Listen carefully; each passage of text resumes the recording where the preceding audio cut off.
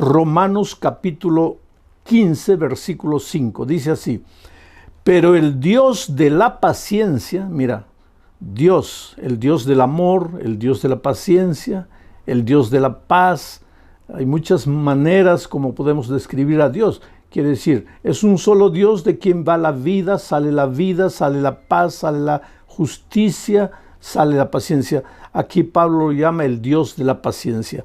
Pero el Dios de la paciencia y de la consolación os dé entre vosotros un mismo sentir según Cristo Jesús. Un mismo sentir. A la familia, toda la familia, padre, madre, hijos, un mismo sentir. Una familia unida, una empresa unida, una iglesia unida, una sociedad unida. Pero eso es solamente cuando el Dios de la paciencia nos da su paciencia, porque no es fácil vivir en unidad. Tal vez en este momento estoy predicando para una familia desunida, una familia que está ya a la orilla del divorcio, ya están pensando hasta en separarse. Y muchas veces la pareja se pregunta, ¿pero por qué? En el fondo nosotros nos amamos, pero ¿por qué no logramos vivir en armonía? ¿Por qué? Y a veces uno le echa la culpa al otro, el otro le echa la culpa al otro, y echándose la culpa no se arregla nada. ¿Sabes cuál es el problema? Porque una pareja que se ama vive desentendiéndose, porque no basta el amor de uno por el otro. Se necesita el amor de Dios, el amor del Dios de la paciencia. Se necesita la paciencia de Dios. Ahora mira lo que Pedro dice: el Dios de la paciencia y de la consolación. Quiere decir que si en este momento estás triste, Dios viene y te consuela. Si estás desesperado, Él viene y te consuela. Yo digo, bienvenidas las lágrimas, si es el Señor Jesús que va a venir y con su mano maravillosa va a enjugar mis lágrimas y me va a consolar. El Dios de la paciencia te consuela, te entrega su sentimiento llamado paciencia para que ustedes todos vivan en armonía, dice. Ahora, ¿qué es paciencia? Es esperar. La persona paciente no reacciona sin pensar. Demora para reaccionar, espera, observa, contempla, analiza. No explosiona por cualquier cosa. Hay gente que en un momento de impaciencia dice improperios, agrede, hiere, dice cosas que la misma persona nunca quiso decir. Pero después se arrepiente, llora, pide perdón, pero ya arruinaste todo. La vida es como un papel en blanco. Si tú agarras y lo estrujas, después te arrepientes y lo planchas, ya lo malograste ya. Por eso dice la palabra de Dios aquí, que el Dios de la paciencia está dispuesto a darnos su paciencia. ¿Para qué? Para no estar arrepintiéndonos de las cosas que dijimos, para no arrepentirnos de las cosas que hicimos, para pensar, para contener nuestra ira propia de la naturaleza pecaminosa, porque ya les dije que después que el pecado entró, pues todos nos apartamos de Dios. Nuestro carácter se deformó, ahora somos hombres impacientes, iracundos, rabiosos. Ahora, esta semana estamos estudiando los temas bajo el título de Conectados con Jesús. Bueno, aquí estamos, lejos de Dios, impacientes, iracundos. Pero cuando vamos a Jesús, cuando somos justificados, cuando nos conectamos a Jesús, ¿qué pasa? La paciencia del Dios de la paciencia se transmite a nosotros. Entonces nosotros comenzamos a aprender a ser pacientes. Y al aprender la paciencia, nuestro hogar pues va a ser feliz. Vamos a ser felices en el trabajo, en el empleo, en la empresa, porque muchas veces por causa de nuestra impaciencia perdemos el empleo. ¿Cuánta gente está arruinada en la vida solamente por ser impaciente? A veces, si tú tuvieras un poquito de paciencia, las cosas sucederían en su tiempo exacto y no tendrías que lamentar, no tendrías que llorar. Pero hay otro texto de la Biblia que describe la paciencia de Dios, y me refiero a Éxodo capítulo 34, versículo 6. Y pasando Jehová por delante de él, de Moisés, proclamó: Jehová, Jehová, Moisés, ¿no? Proclamó: Jehová, Jehová, fuerte, misericordioso y piadoso, tardo para la ira, o sea, paciente, tardo para la ira, y grande en misericordia y verdad. ¿Por qué Dios es paciente? Porque Dios es amor, porque Dios es misericordia, y por eso tiene paciencia, espera. Ahora, si Dios no nos tratara con paciencia, con misericordia, ya estaríamos muertos, fulminados, porque la propia Biblia declara que la paga del pecado es la muerte. Ahora, si la paga del pecado es la muerte, y nosotros todos hemos pecado, cada día pecamos, sabemos lo que no debemos hacer, le prometemos a Dios que no vamos a volver a hacer, tomamos decisiones una y otra vez y sin embargo volvemos a caer en el mismo pecado. Ahora, si Dios cumpliera lo que está establecido como un principio de vida, la paga del pecado es la muerte, todos nosotros estaríamos muertos. Pero cuando Moisés vio a Dios en el Sinaí, lo describió como el Dios de la paciencia, tardo para irarse, tardo para irarse. Por ejemplo, mucha gente me pregunta, pastor, ¿pero cuándo va a venir Jesús? Yo siempre les digo, queridos, estamos caminando en el desierto de esta vida, en dirección a la casa de nuestro Padre, de donde nunca deberíamos haber salido.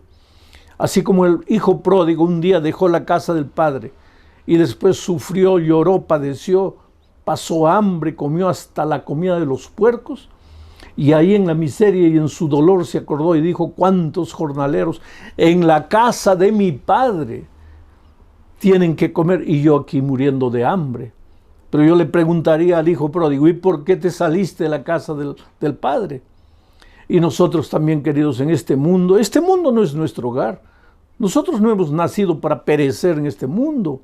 Nosotros somos peregrinos y advenedizos. Somos inmigrantes. Nuestro verdadero país está en el cielo. Nuestra verdadera casa es la casa del Padre, de donde nunca deberíamos haber salido. Hoy día, caminando en el desierto de esta vida, pues somos heridos muchas veces, perdemos la familia, estamos sufriendo de la pandemia, perdiendo el empleo, tantas dificultades, la gente nos traiciona, la gente nos agrede, hay muchachos jóvenes, la sociedad coloca preconceptos encima de ellos. En fin, este mundo es injusto, este mundo es cruel, tenemos que reconocer, pero nosotros estamos caminando a nuestro hogar.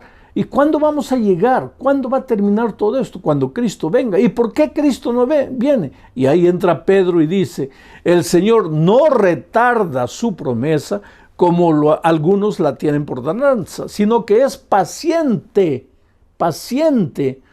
esperando que todos se arrepientan, que vengan al arrepentimiento, que se entreguen a Jesús. Oh, querido, yo te pregunto, si Jesús hubiera vuelto ayer, ¿tú estarías salvo? Tal vez no, porque estabas caminando lejos de Dios. Y como Dios te ama, porque Dios te conoce personalmente.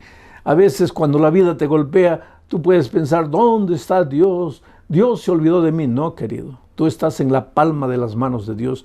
Dios conoce dónde vives, lo que tienes, lo que no tienes, si te duele la cabeza, si estás triste, si estás con ganas de llorar. Dios conoce tu vida. Él te ama, te acepta como eres. Entonces en ningún momento pienses que Él se olvidó de ti. Y si Él no ha venido todavía es porque tú eres importante, porque Él te ama. Porque cuando Cristo venga y lleve a sus redimidos al cielo, Él quiere llevarte a ti. Y no solo a ti, quiere llevar a tu esposa, a tus hijos. Y si en este momento estoy predicando por una esposa e hijos que están en la iglesia, pero el esposo no, y estos días tú como esposo estás escuchando así medio desconfiado, yo quiero decirte que Jesús viene, va a llevar a tu esposa y a tus hijos, pero quiere llevarte a ti también, porque tú eres importante para Dios, Dios te ama, tú no te dabas cuenta tal vez, tú estabas tan ocupado trabajando en las luchas de la vida, o tal vez tan absorto por los placeres de este mundo que no te dabas cuenta que Jesús está corriendo atrás de ti y Dios está usando el instrumento llamado tu esposa, tus hijos, para llegar a tu corazón. Y en esta noche no son mis palabras las que te están llegando al corazón, son las palabras de Dios. Yo soy apenas una herramienta en las manos de Dios para tocar tu corazón. Bueno, ese es el Dios de la paciencia, el Dios tardo en airarse, el Dios que no permite que Jesús venga todavía, no porque se está demorando, sino porque es paciente, esperando que tú te arrepientes, que tú estés preparado para encontrarte con Jesucristo. Entonces viene la otra pregunta, pero pastor, ¿por qué ese Dios paciente hizo tantas cosas terribles en el pasado, especialmente en el Antiguo Testamento? El otro día yo encontré un joven universitario que me decía justamente eso. Pastor, para mí, cuando yo leo la Biblia, parece que hubiera dos dioses. Un Dios del Antiguo Testamento, que es bravo, justiciero, su nombre Jehová de los ejércitos, soldado, guerra, batalla.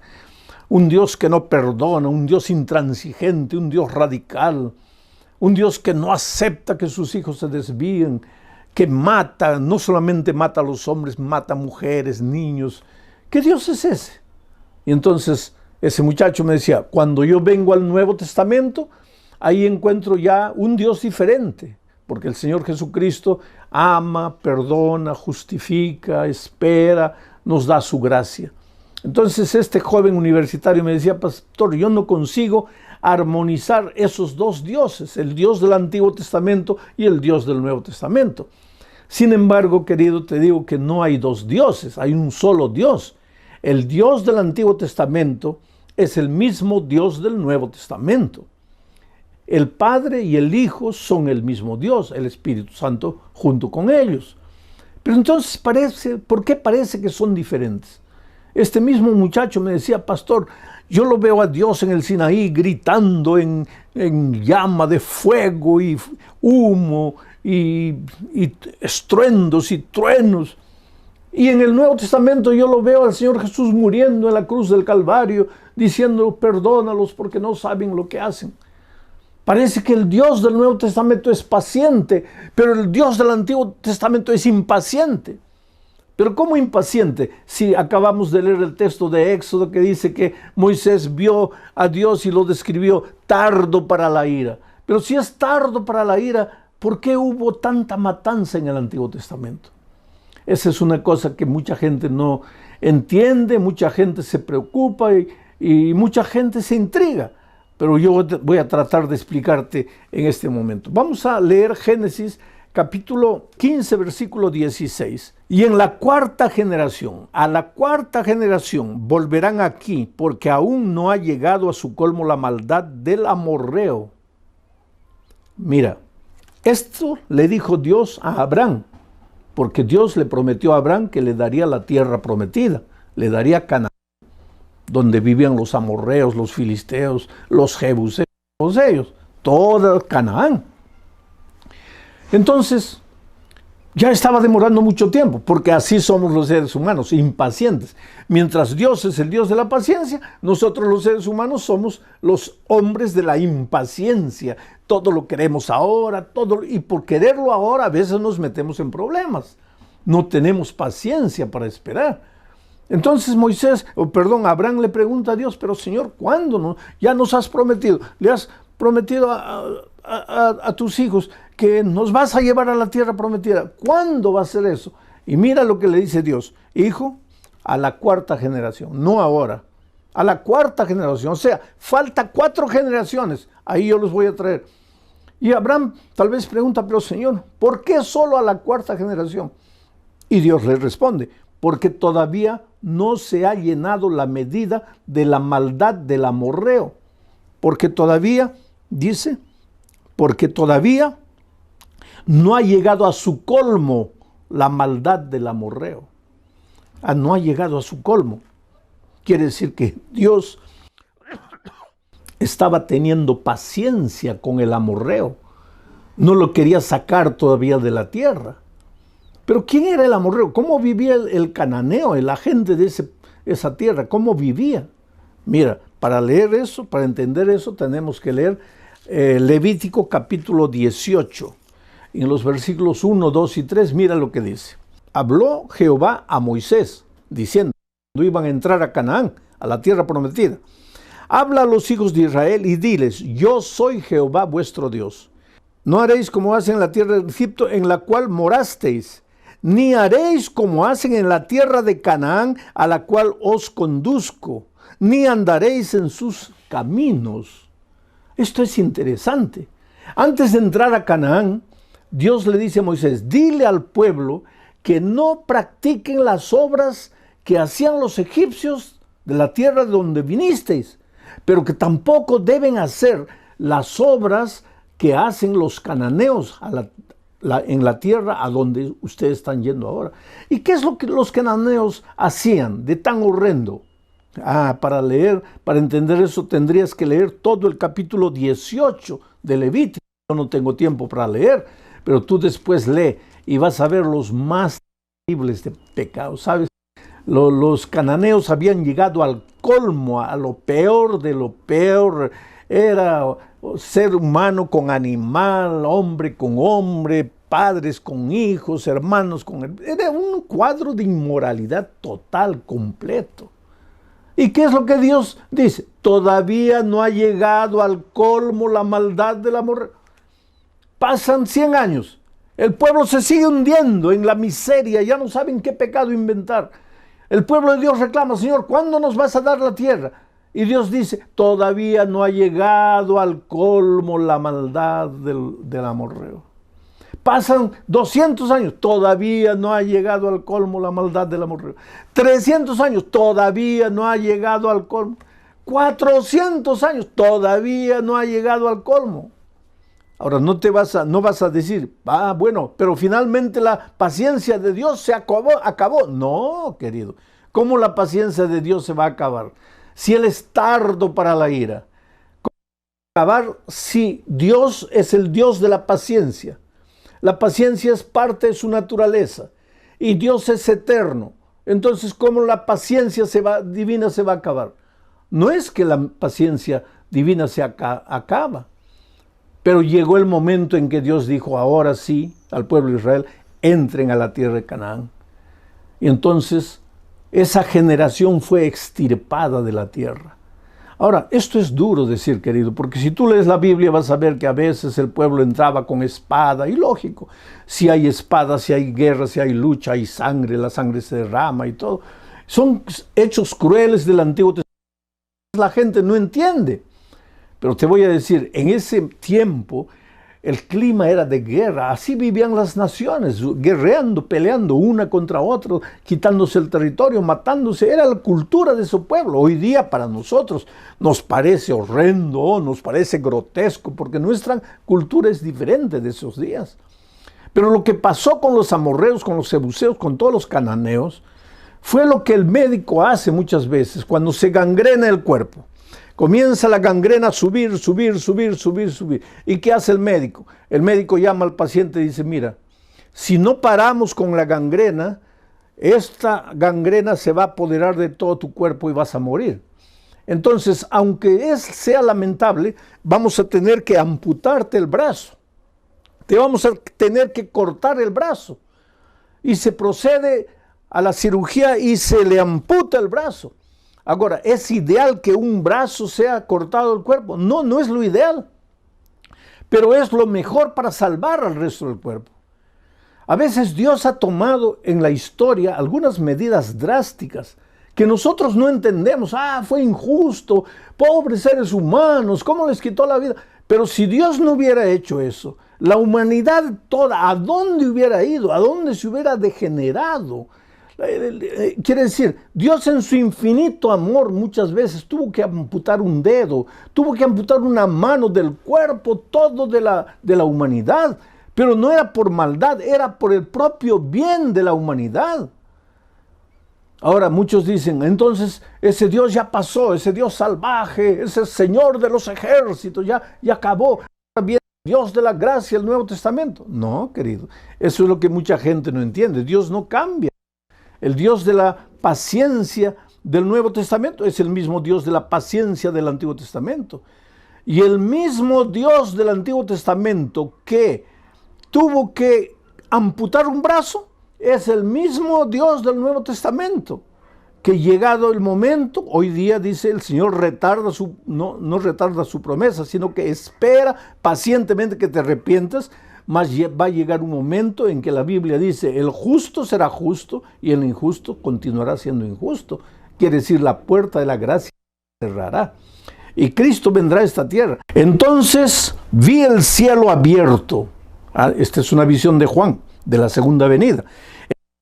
El cielo abierto, y he aquí un caballo blanco. El que lo montaba se llamaba Fiel y Verdadero. ¿Quién es este? Jesucristo. Y con justicia juzga y pelea.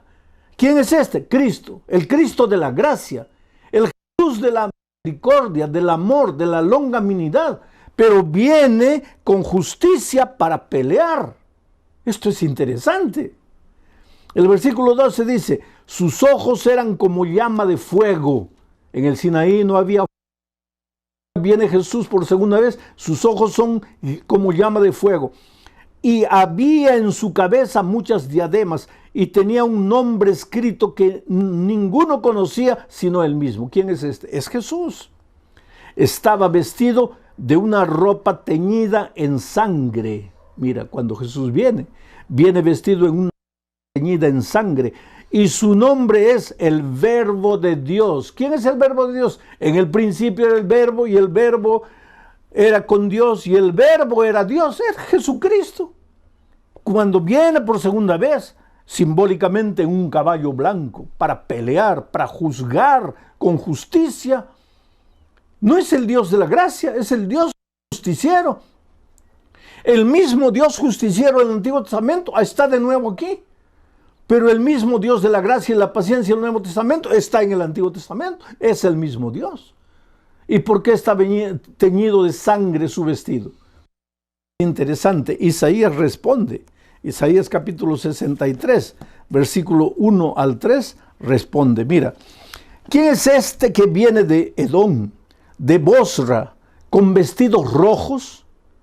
Este, hermoso en su vestido, que marcha en grandeza, en la grandeza del poder. Mira cómo combina la descripción con la descripción de Juan en Apocalipsis. Este hermoso en su vestido que marcha en la grandeza de su poder. Y ahí responde Dios, yo, el que hablo en justicia, grande para salvar. El mismo Dios en Apocalipsis. Y entonces el profeta pregunta, ¿por qué es rojo tu vestido y tus ropas como del que ha pisado en lagar? Y entonces responde el Dios, solo el lagar. ¿Y a qué se refiere el lagar? La humanidad, a los hombres impiedosos que no han aceptado el mensaje de la gracia de Cristo. Yo he pisado solo el lagar, y de los pueblos nadie había conmigo. Los pisé con mi ira y los hollé con mi furor, y su sangre salpicó mis vestidos y manché todas. Oh, querido, qué cosa maravillosa. Es interesante esto. Hoy es el día de buena nueva. Oh, cómo Dios te ama, querido. Cómo Dios te tiene paciencia. Cómo Dios soporta todo lo que haces. A veces vienes a la iglesia, después te pierdes 2, 3 meses en la miseria del pecado. Cuando todo te va mal, cuando nada te sale bien, regresas arrepentido, llorando, y Dios te acepta con los brazos abiertos. ¿Por qué? Porque la puerta todavía está abierta. Como la puerta de la gracia está abierta, tú puedes entrar, pero al mismo tiempo puedes salir. Pero un día dice la palabra de Dios que la puerta de la gracia se cerrará. Y el que está adentro, pues ya estará adentro. Y el que quiere entrar ya no podrá entrar. Pero hoy todavía la puerta de la gracia está abierta. Y Dios te llama. Porque tú vales mucho, querido, con ese carácter terrible que tienes, así impaciente, así peleador, discutidor, egoísta, mentiroso, orgulloso. Tú eres lo más precioso que Dios tiene en esta vida. Y si en este momento tú estás sufriendo, no es porque Dios te está castigando, no es porque Dios se olvidó de ti. ¿Cómo se va a olvidar de ti? Si Dios sabe cuando un cabello cae, Si Dios sabe cuando un pajarito muere, tú vales mucho más que un cabello. Tú vales mucho más que un pajarito. ¿Cómo es que Dios no va a saber que estás sufriendo en este momento? Por favor, querido, ven a Jesús. Entrégate a Jesús, devuélvete a Jesús. Dile, Señor, perdóname. He caminado como un caballito loco por las praderas salvajes de mi libertad. He vivido dando rienda suelta a mis instintos y me he herido. Y ojalá que me hubiera herido solo. Lo peor es que herí a mi esposa, herí a mis hijos, herí a mis padres. Pero me duele, Señor, y yo no tengo fuerzas, yo no puedo. Solo tú puedes hacer algo por mí. Algo parecido así es la historia de Verónica Monsalve. Verónica era una joven que con 17, 18 años ya estaba sumergida en la bebida. Pasaba noches en fiestas, en jaranas, bebiendo. Un día su padre tuvo que cargarla porque no podía ni caminar. El padre llorando al ver a su hija, porque ¿qué padre puede ver a una hija de 18 años, a un hijo de 18 años? ¿Qué padre puede ver a un hijo consumiendo su vida en las drogas, destruyendo su vida en la criminalidad? ¿Qué padre puede dormir tranquilo cuando mira el reloj y son 2, 3 de la mañana y el hijo, la hija todavía no han llegado a la casa? Oh, querido muchacho, hijo, joven, tú tal vez nunca te des cuenta del sufrimiento que provocas en el corazón de tus padres que te aman. Solo que llegó un momento en que ellos ya no te pueden sujetar. Eres libre, tú tienes que tomar tus decisiones y a veces tomas las decisiones peores de la vida. Y Verónica, pues, aquel día cuando su padre la cargó, la llevó a la cama, la acostó, al día siguiente se despertó con la conciencia pesada y dijo, Dios mío, ¿qué estoy haciendo? Fue a trabajar en el estacionamiento, se sentó dentro del carro y comenzó a llorar. Y le dijo, Dios mío, yo no quiero vivir esta vida. No quiero ser así. Yo creo que tú también, que me estás escuchando ahora, en algún momento de tu vida has dicho, Señor, yo no quiero ser así. No, no quiero. Pero ¿qué podemos hacer a veces? Porque el instinto es más fuerte, porque a veces sientes que no tienes fuerzas, eres tan débil para decir no. Eres una marioneta en las manos del diablo. Pero pobre Verónica clamó a Dios, dijo, Señor, hazme conocer a alguien en esta tierra que me ayude. Haz un milagro. Ayúdame, yo no sé cómo, porque yo no puedo. Ese día cuando salió del trabajo y estaba yendo para la casa, a 20 metros del lugar donde trabajaba, se chocó con otro carro. Ahí los compañeros de trabajo para auxiliarla. Gracias a Dios no le pasó nada, pero el carro estaba golpeado y había que llevarlo a una mecánica. Y un amigo del trabajo le dijo, mira, yo conozco a un mecánico, te voy a recomendar. Y ella fue llevando el carro al mecánico. Y dejó el mecánico, le dijo, mira, tienes el carro aquí unos días para arreglar. Y ella no tenía cómo regresar para casa. Al mecánico, por favor, disculpe, me da eso, pero podría darme un ride hasta mi casa, porque estoy sin carro. Y el mecánico lo llevó. Era un mecánico joven. En el camino a casa comenzaron a conversar. Y comenzaron a conversar de cosas espirituales. Y ella abrió su corazón y le contó las luchas de su vida. Le contó el vacío que se apoderaba de su corazón. Le contó que ella quería cambiar de vida, pero que no tenía fuerzas, no podía. Y por esas cosas de la vida, ese mecánico joven, soltero, era un fiel miembro de iglesia, un cristiano, y le habló de Jesús. Y comenzaron a estudiar la Biblia. Y en poco tiempo después ellos comenzaron a noviar. Pero ella comenzó a estudiar la Biblia y se bautizó. La muchacha que nunca podría cambiar de vida, pero que se encontró con Jesucristo. Y yo te digo una cosa, cuando tú te encuentras con Cristo, no hay nada en tu vida que no pueda transformar. Jesús solo no puede hacer una cosa, forzarte la voluntad. Él no puede derribar la puerta de tu corazón y entrar por la fuerza. Él dice en Apocalipsis: yo estoy a la puerta y llamo. Si me abres la puerta, entraré a ti, seré contigo y tú conmigo. Pero ¿cuántas veces Jesús se cansa de tocar la puerta y se va? Porque tú no le abres. Ahora yo te pregunto esta noche, ¿hace cuánto tiempo el Señor Jesucristo te está llamando? Te está suplicando, te está diciendo: hijo, estoy teniendo paciencia contigo. Y por favor no tengas miedo, porque yo no te estoy diciendo que mi paciencia se va a acabar. No, mi paciencia es eterna, nunca se va a acabar. Pero es que tú tal vez te vas a endurecer a tal punto que no te vas a querer más arrepentir. Mi palabra ya va a rebotar de tu corazón de piedra. Es por eso que hoy es el día de vida nueva, hoy es el día de salvación. Es por eso que no tienes que dejar tu decisión para mañana. El otro día yo estaba en una iglesia y vi una discusión. Había una madre cuyo hijito tenía 12 años, 11 para 12 años, y la madre quería que el niño se bautice porque el niño quería ser bautizado. No era un niño, un jovencito.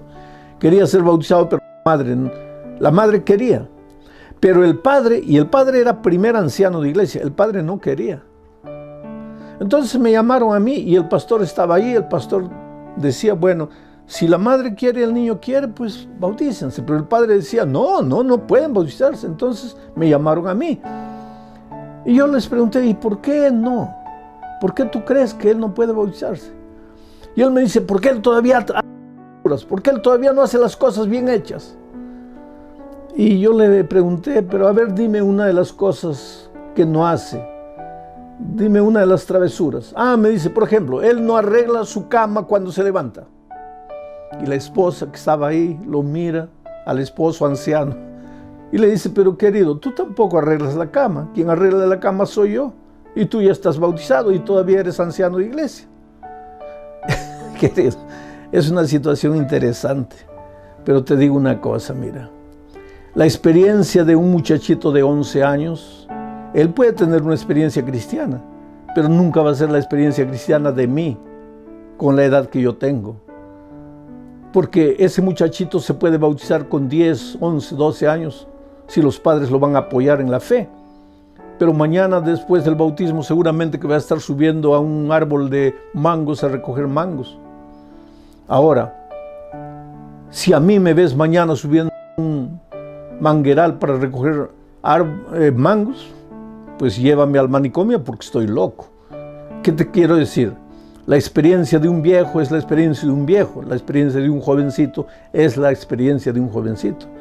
Pero Dios llama a los jovencitos, y cuando un muchachito que ya tiene conciencia, ya tiene noción de lo que es malo, de lo que es bueno, ya tiene noción de quién es Jesús, qué es la palabra de Dios, y quiere bautizarse, no hay problema para que se bautice. Así que tú, jovencito, si estás pensando bautizarte, bautízate. Y tú, querido joven, hermano adulto, si sientes que el Espíritu de Dios te está llamando, toma tu decisión esta noche. Hazlo en el nombre de Jesucristo. Mientras estoy orando, tú expresa tu decisión ahí donde estás. Oh Padre querido, gracias por el mensaje de esta noche. Esta noche hemos aprendido que cuando vamos a ti y nos conectamos a ti, tu paciencia se transmite a nosotros y nosotros nos volvemos hombres pacientes. Tú eres un Dios de paciencia, de misericordia. Tú eres justo, Señor. En el Antiguo Testamento muchas veces tuviste paciencia generación tras generación tras generación. Pero llegó un momento en que esas personas era mejor que descansaran de que continuaran viviendo la vida terrible que estaban viviendo. Hoy tú sigues siendo el Dios de la paciencia, el Dios del amor, de la gracia y de la misericordia, pero llegará un momento, Señor, en que la historia de este mundo tendrá fin. Las puertas de la gracia se cerrarán. Jesús volverá a llevar a sus hijos, y todos los que queden en esta tierra, no será porque Dios dejó de amarlos, no será porque Dios perdió la paciencia con ellos, será porque ellos no aceptaron la paciencia divina. Por eso hoy es el día de buena nueva, hoy es el día de decisión, y ayuda, Señor, a las personas a tomar su decisión.